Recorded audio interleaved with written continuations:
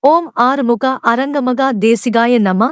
தவத்திரு குருநாத் ஆசியால் அகத்தியர் சன்மார்க்க சங்கம் தூத்துக்குடி கிளை சங்கத்தில் ஜூலை 4, 2024 தூத்துக்குடி தெப்பக்குளம் மாரியம்மன் கோயில் வளாகம் மற்றும் அரசு மருத்துவமனை வளாகத்தில் வசித்தோர் சுமார் 350 நபர்களுக்கு வெஜிடபிள் பிரியாணி சிறப்பாக வழங்கப்பட்டது.